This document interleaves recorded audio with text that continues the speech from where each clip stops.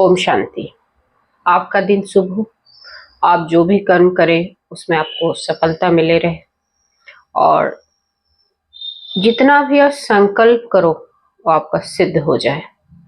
और अच्छे करना, मेरी यही शुभ भावना और शुभकामना है।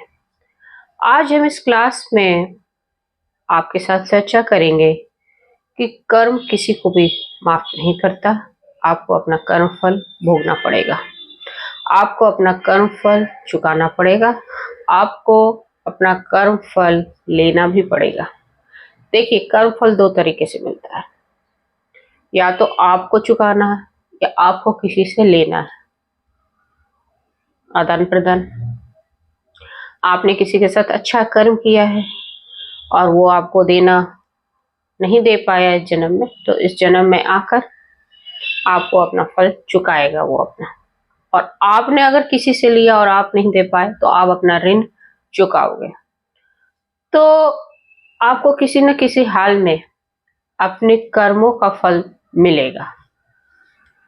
और अगर आपने किसी के साथ बुरा किया है तो वो भी आपको माफ नहीं करेगा। किसी का आपने दिल दुखाया और उसके मुंह से आह निकली तो वो भी आपको चुकाना पड़ेगा। तो अपने व्यवहार में हमेशा हमें ये देखना चाहिए किसी के मन से आह ना निकले, आहा निकले। जैसे बाबा बोलते हैं ना, वाह निकले, वाह वाह बाबा वाह। ये वाला नहीं, आह नहीं, दुख वाला आह ना निकले। हमेशा अपने पे हमें अटेंशन देना है, अपने कर्मों पे अटेंशन देना है।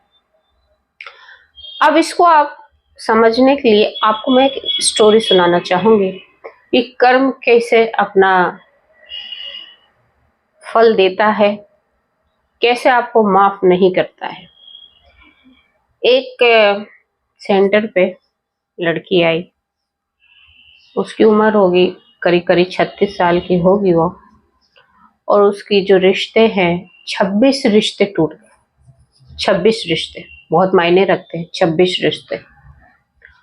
और उसने बताया कि भारत में भी एक ऐसा है, मतलब डॉक्टर्स बहुत सारे ऐसे हैं जो हिप्नोटिक करके आपको अपने पास्ट लाइफ में लेके जाते हैं। जब ये अपने जीवन में बहुत परेशान हो गई और इसके रिश्ते 26 जगह से मतलब रिजेक्ट, मतलब कुछ कुछ होते हुए, कुछ जगह पे रोका होके, कुछ जगह पे सगाई होके टूट गई और ये अपने जीवन से बहुत निराश हो गई, तो इसने जो पास्ट लाइफ में लेके जाते हैं ना, उनके पास गई। पास्ट लाइफ आपके मतलब आपको हिप्नोटाइज करके आपको अपने पिछले जन्म में, अपने पास्ट लाइफ में लेके जाते हैं। तो जब वो पास्ट लाइफ में गई तो उसने स्वयं बताया कि उसने किया क्या था, उसने पिछले जन्म में किया क्या। उसने अपने पिछले जन्म में मजाक मजाक में, वो पहले एक लड़का थी और उसके 2-4 दोस्त थे, वो लोगों के साथ बहुत मजाक किया करते थे और उनका एक फ्रेंड मंडली बन गया था। और उनके जो जितने में मोहल्ला में एक पंडित जी चला करते थे जो रिश्ता ले लेकर चलते थे और वो रिश्ता करवाते थे। पहले ऐसे ही होता था ना, पहले रिश्ता ना ऐसे मैट्रिमोनियल साइट नहीं थी, ऐसे कोई कोई मतलब रिश्तेदार बता देते थे या पंडित जी रिश्ता लेकर आते थे। तो इन्होंने मजाक मजाक में क्या किया, इस लड़के, जो ये लड़की अभी है, उसने अपने पास्ट लाइफ में क्या किया कि मजाक मजाक में एक जो मोहल्ला में एक लड़की की शादी होने वाली थी, उसका रिश्ता पक्का हो गया था। तो इसने पंडित जी जो किताब लेके चलते थे उसमें कुछ चेंजेस कर दिए उसकी कुंडली में, और लड़के वाले को मजाक मजाक करके फोन कर दिया कि इसकी कुंडली में दोष है और इससे शादी नहीं करना, नहीं तो आपकी मृत्यु हो जाएगी। ये मजाक किया इन्होंने। इनको लगा कि हम मजाक करेंगे और ऐसा कुछ कोई मानेगा नहीं क्योंकि रिश्ता तो हो ही चुका है, उनको ऐसा लगेगा। लेकिन पहले एक किसी का फोन आना भी ना, मतलब जानने की जिज्ञासा हो जाती थी लोगों को। अब क्या फोन कॉल्स आते भी तो हमें पता होता है फेक कॉल्स है। पहले लैंडलाइन पे जब फोन आता तो हमें लगता था कि बहुत मूल्य कॉल है। अब क्या है, आप कभी भी मोबाइल से कॉल कर लेते हो। ठीक है, उसकी अब उतनी वैल्यू नहीं है, पहले बहुत वैल्यू रहती थी। तो जब फोन जाता है उसके घर पे तो लड़के वाले को डाउट हो जाता है और उसको पंडित जी को बुलाया जाता है, और जो कि पंडित जी के भी कुंडली में उन्होंने करेक्शन कर दिया था, जिसकी वजह से उसका रिश्ता टूट जाता है और उसका सारा जो इंतजाम किया था उन्होंने शादी का, सब कैंसिल करना पड़ता है। और उस लड़की का जीवन बहुत बुरी तरह से प्रभावित होता है और काफी साल तक उसकी शादी नहीं होती है, और जब होती है तो इतना अच्छा परिवार नहीं मिलता है। तो इन्होंने मजाक में वो काम किया और मजाक में उस किसी की जिंदगी बर्बाद हुई, और उसके माता पिता भी काफी दुखी होते हैं। मतलब एक मुंह से आह निकलती है, एक अभिशाप सा निकलता है, सब पे हाय लगती है। और उस पास्ट लाइफ का जो प्रेजेंट लाइफ में इफेक्ट आता है, जो कार्मिक अकाउंट का इफेक्ट आता है, कर्म सिद्धांत के हिसाब से आपको हर कर्म का अपना फल चुकाना पड़ेगा। उसकी वजह से उसके जो 26 रिश्ते खराब हो रहे थे, जो रिश्ते नहीं हो पा रहे थे, जिसकी वजह से ये परेशान थी, उसने किसी पिछले जन्म में ये कर्म किया था, उसको ये सजा मिली। तो देखिए, हर कर्म की सजा निर्धारित होती है। इसने तो जान लिया कि इसने क्या कर्म किया, उसके बाद इसने क्या उपाय किया कि वो उन आत्माओं से जिसको इसने कष्ट पहुंचाए थे माफी मांगा। पर्टिकुलर 21 डेज तक उठकर माफी मांगा और काफी प्रयत्न किए और लोगों की सेवा की, जो अनचाहे लोगों शादी नहीं होती थी उनसे उनकी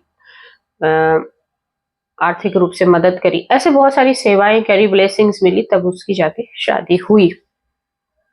38 साल में उसकी शादी हुई। ये 2 साल लगातार मेहनत करने के बाद जब वो जान गई कि उसके पास्ट लाइफ में हुआ क्या था, उसके हिसाब से उसने कर्म किया और उसको फल मिला।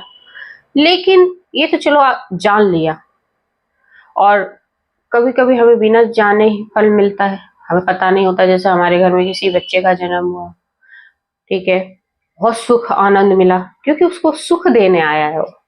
बचपन से सुख, बड़ा हुआ तो सुख, फिर बाद में वो बहुत अच्छे पोस्ट पर पहुंच गया तो सुख, सुख देने आया है। मतलब आपका ऋण चुकाने आया है। आपने अच्छे कर्म किए थे, आपको क्या मिला? अच्छा रिटर्न।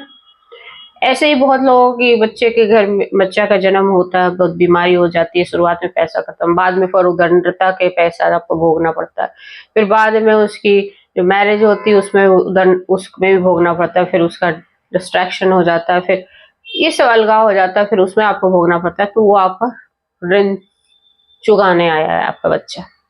या कुछ बच्चे जन्म लेते मंद बुद्धि होते तो आपका सेवा लेने आता है, तो आप कहीं ना कहीं ऐसे कर्म किए हुए होते हैं, बुरे कर्म, उसका फल मिला हुआ होता है। तो हर इंसान को अपने कर्मों की सजा मिलती है। कुछ अभी ये तो कुछ लाइफ पार्टनर्स इतने अच्छे होते हैं कि शादी हुई, घर में खुशी का आनंद का माहौल हो जाता है, खुशी का माहौल हो जाता है ना, सब कुछ खुशहाल, परिवार सुंदर, सब में प्रेम बढ़ जाता है।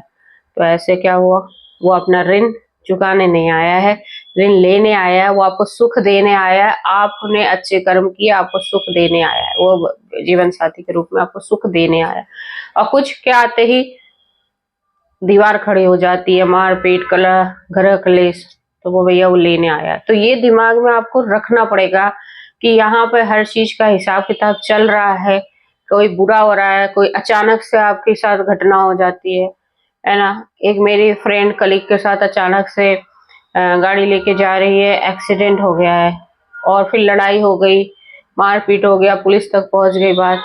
तो ये सारी जो ड्रामा होता है वो हमारे ही कर्मों का फल होता है। अगर हम ये दिमाग में रख ले तो हम वो ड्रामा की सीन को क्रिएट ही नहीं करें, क्योंकि जितना जितना हम कर्म को, लॉ ऑफ क्रिएशन पे चलता है, जितना हम कर्म को क्रिएट करते हैं उतना ही कर्म रिटर्न भी देता है। तो जैसा आप क्रिएट करोगे वैसा ही फल भी मिलेगा आपको। मतलब जैसे जिस तरीके की खेती आप करोगे वैसे ही तो फसल उपजाओगे। अगर आपने अनजाने में एक बीज डाल दिए, आपको पता भी नहीं हो कि आपने बीज कब डाली, एक कांटे वाला पौधा आपके खेत में आके बैठ गया, और जो आपको दुख दे रहा है, बार बार आपके हाथ में चुभ रहा है, जब पैर में चुभ रहा है, तो वो कर्म भी हमने किया था, इसीलिए ऐसा हुआ है। जैसा बोएंगे वैसा ही फसल काटेंगे। तो इस तरीके से आप देखोगे बहुत सारे ऐसे जीव डे टू डे लाइफ में हमारी बहुत सारी ऐसी घटनाएं होती है। तो ऐसी घटनाओं का करना क्या है, क्योंकि कर्म तो भैया अपना कर्म सिद्धांत यही कहता है कि जैसा जो जो कर्म किया है उसका वैसा वैसा फल निश्चित है और वो मिलेगा। ठीक है, तो लेकिन हम क्या इस चीज को भूल जाते हैं। हम सोचते हैं कुछ भी नहीं किया हमने, और हम ये भूल जाते हैं कि हमारी आत्मा जर्नी पे है और उस जर्नी में जगह जगह अपना रोल प्ले करके आज इस जन्म में है।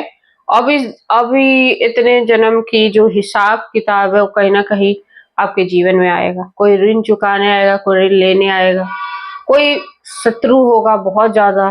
जैसे आपके साथ ऐसी भी एक घटना मैं सुनाती हूँ कि दो बहन थी पहले, पिछले जन्म में दो बहन थी और एक छोटी बहन का जो लव अफेयर बड़े बहन की हस्बैंड के साथ हो गया। दोनों में बहुत आपस में बनती नहीं थी और ये बात जब सामने आई तो बड़ी बहन का बहुत गुस्सा फूटा उस पर। अब इस जन्म में वो माँ और बेटी के रूप में बड़ी बहन माँ बन गई, छोटी बहन बेटी बन गई। ये भी एक पास्ट लाइफ का ही स्टोरी सुना रही मैं। और वो छोटी बहन जब भी अपनी माँ को, जो बेटी बन के आई थी, जब भी अपनी माँ को देखती उसको गुस्सा आ जाता, उसको ऐसा लगता उसको मार दे। उसके साथ हमेशा ग्रह क्लेश बचपन से ही वो अपनी माँ से उसकी बनती नहीं, गुस्सा रहता। तो इस तरीके का फिर क्या हुआ, माँ को जब इस चीज का पता चला कि ये उसके ही कर्मों का फल है, तो उसका अपना व्यवहार जानते हुए भी अपना व्यवहार उसके प्रति चेंज कर लिया। और उसके प्रति चेंज करते करते धीरे धीरे उस आत्मा को सुबह माफी मांगना, उससे माफी मांगना। जब वो सोती रहती उसकी बेटी तो उससे माफी मांगती रहती, उसको प्यार करती रहती। उसके गलत व्यवहार के बावजूद उसको बेटी को गुस्सा आता लेकिन ये सहती, उसको प्यार से बात करती, क्योंकि ये उसी के कर्म का फल था। फिर धीरे धीरे धीरे धीरे बेटी का व्यवहार चेंज हो गया और आज माँ बेटी अच्छे से रह रहे हैं। जो इस सिद्धांत को जानना चाहता है कि उसके साथ ऐसा क्यों हो रहा है, वो इस चीज को जानकर उसको सॉल्यूशन कर लेता है। तो आपको तो जानने की भी कोई परवाह नहीं है। आप इस जानने की उसमें भी गुत्थी में भी मत फंसो। आपको ऐसा लगता है कि कोई इंसान आपके साथ गलत व्यवहार कर रहा है, मैं इसको जानती भी नहीं हूँ, कर रहा है, तो कुछ तो है आपका बंधन, कर्म बंधन है। कुछ तो है आपका हिसाब किताब।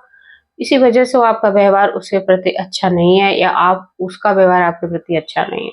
कुछ नहीं करना है, मन के अंदर वाइब्रेशन में उसके लिए, उस इंसान के लिए आपको अच्छी सोच रखनी है। उस इंसान से, उस आत्मा से आपको माफी मांगनी है अपने कर्मों का जो आपको याद नहीं है, और फिर देखिएगा उसका व्यवहार चेंज होता जाएगा।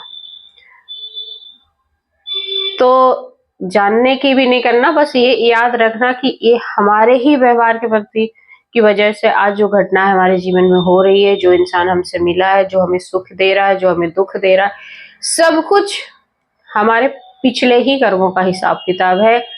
सब कुछ हमने खुद ने बीज बोया है, इसी वजह से ऐसा हो रहा है। तो बस उसके हिसाब से अपने दिमाग में, अपने कर्म में चेंजेस लाने हैं, फिर आपका जीवन सुखी ही रहेगा। ठीक है, आपको समझ में आ गई होगी कि कर्म किसी को भी माफ नहीं करता है। आपको अपना ऋण चुकाना ही पड़ेगा, ऋण आपको लेना ही पड़ेगा, और इस कर्म सिद्धांत को आपको जानना ही पड़ेगा। आप अच्छे अच्छे कर्म कीजिए, अपना जीवन सफल बनाइए। ओम शांति। जय हिंद, जय भारत।